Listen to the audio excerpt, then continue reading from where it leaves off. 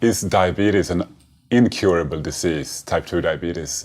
Should it get worse all the time as it usually does, or is that a symptom? Is that because we're treating it totally wrong or not even treating it at all? That's what I'm going to talk about with my guest today. I'm Andreas Enfeldt from DietDoctor.com, and I'm here with Dr. Jason Fung, a nephrologist from Canada. Welcome. Oh, thanks very much. So I just watched a presentation by you. I thought it was really fantastic. Thank you. It was about how we treat diabetics today in the medical system. And you are a nephrologist. You meet diabetics when they've had their disease for a long time and they're really sick, right? Yeah, so I treat people on dialysis. That's a lot of what I do.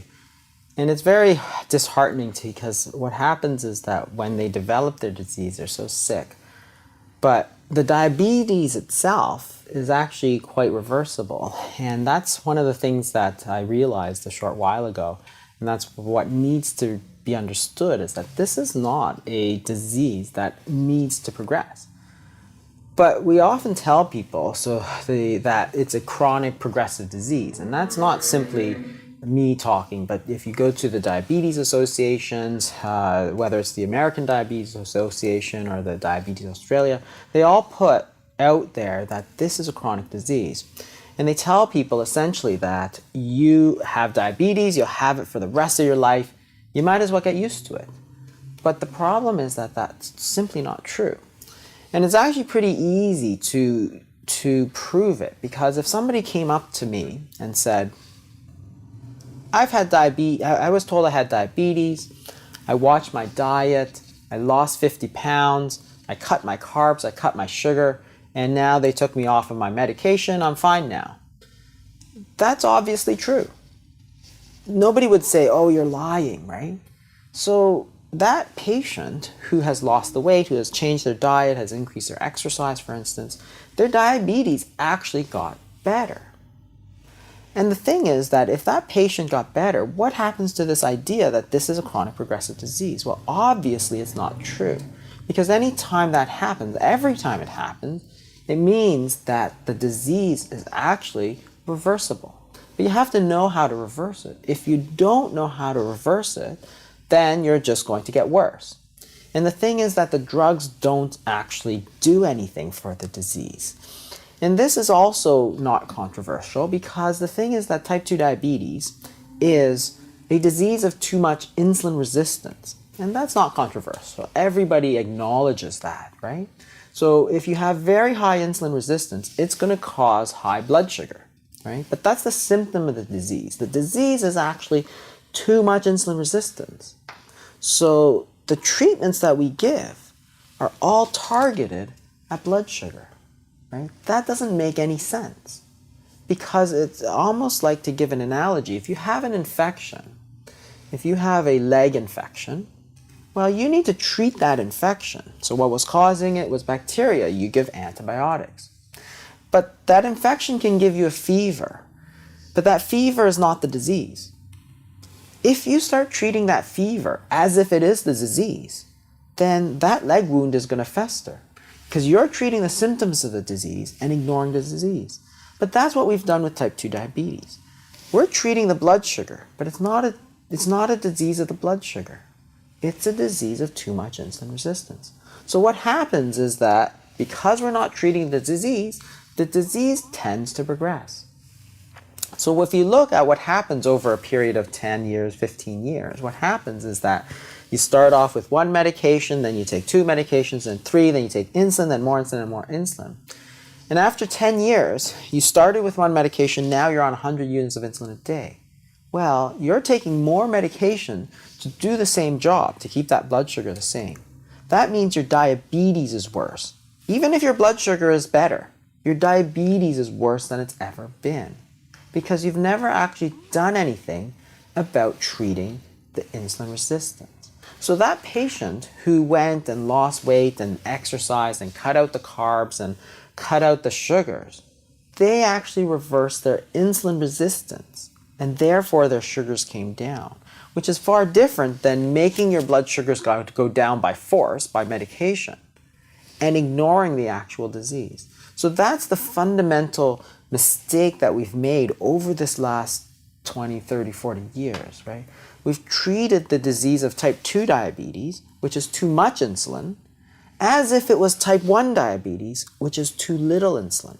So you got to understand that type 1 diabetes has too little insulin. So that makes sense. You should give them insulin. Type 2 diabetes is too much insulin. You need to reduce their insulin. But instead, we're giving more insulin to a disease state that has too much insulin. Well, of course, Which that's is not going to crazy. work. That's crazy. And you had an analogy there as well in your talk. You were saying it's like, that would be like treating an alcoholic with... Exactly. So if you have a disease such as alcoholism, where it's characterized by too much alcohol, the very last thing you want to do is give more alcohol. And that seems very obvious, right? But if you look in the short term, as you take away the alcohol, they might get the shakes, they might get delirium tremens. If you give them alcohol, they will feel better in the short term, right? But that doesn't mean you're going to make the alcoholism better, right? That's the real problem, is the alcoholism. You can't treat the short-term thing at the expense of the long-term. What we've done is treat the short-term. We said, wow, your blood sugar is high, let me get it down, right? But it's like, well, what's happening to the disease? Who cares what's happening to the blood sugar? What's happening to the disease? It continues to get worse. So it's just like that alcohol. Too much alcohol. The disease is too much alcohol. The cure cannot be to give more alcohol. Right. Right? So to be That's clear, crazy. giving insulin to Right. The a disease common is type 2 too much diabetic insulin. is like giving alcohol to an alcoholic. Exactly. So And the that's disease is insane. too much. It's insane. In fact, it's not simply that it's not treating it. It's going to actually make it worse, just like giving that alcohol. You have a disease which is characterized by too much insulin. You're giving more insulin. You're not making it better. You're actually making it worse. So which the is a patient scary will thought. gain weight and their insulin resistance will get worse. Exactly.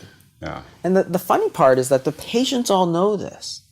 Because this is what happens, and I talk to a lot of patients, and they say, they go to their doctor, they start insulin, then they gain 15 pounds, 20 pounds, right? Which is, we all know that happens. That's not a secret, because insulin is what really drives weight gain. So what happens is that they take the insulin, they gain weight, and they go back to the doctor and say, Doc, what's this? You tell me I need to lose weight to get better. Then you go and give me a medication that makes me gain 20 pounds. This is not good.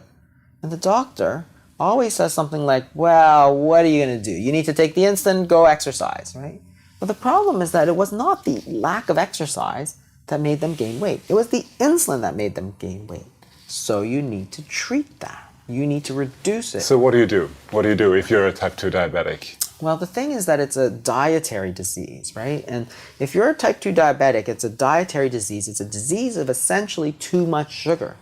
So if you understand it like that, then the answer is to get that sugar out, get it down. So the first thing you need to do is cut out all the sugar, cut out a lot of these refined carbohydrates, which are just sugar. So the breads and the pastas, right?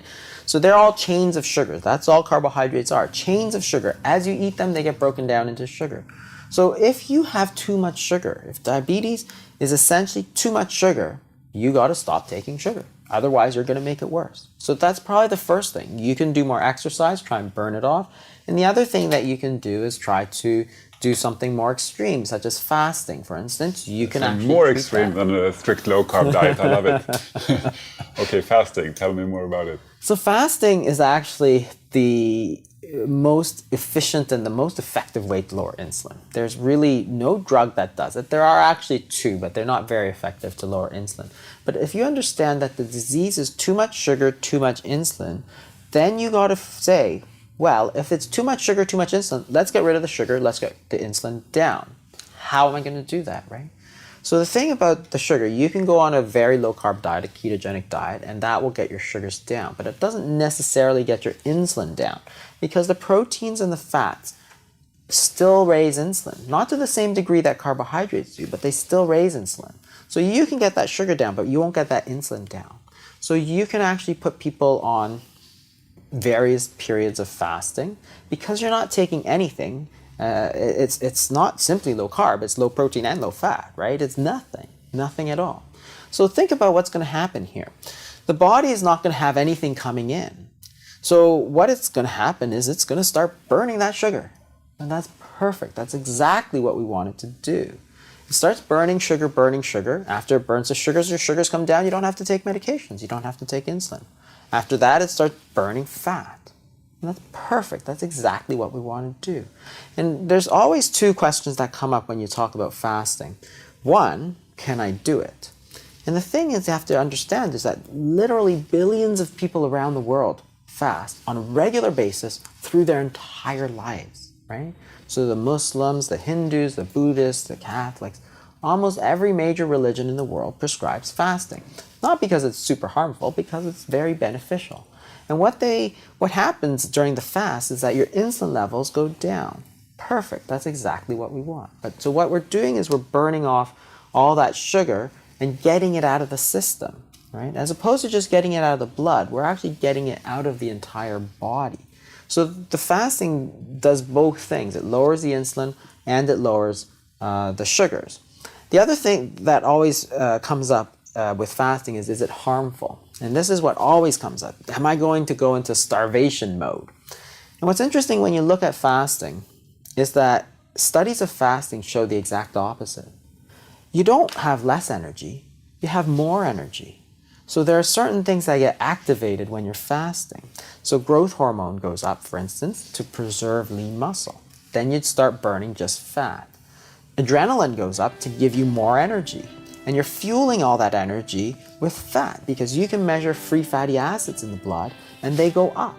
So what's happening is that you're burning fat, you're preserving your muscle, and you've got plenty of energy. Perfect.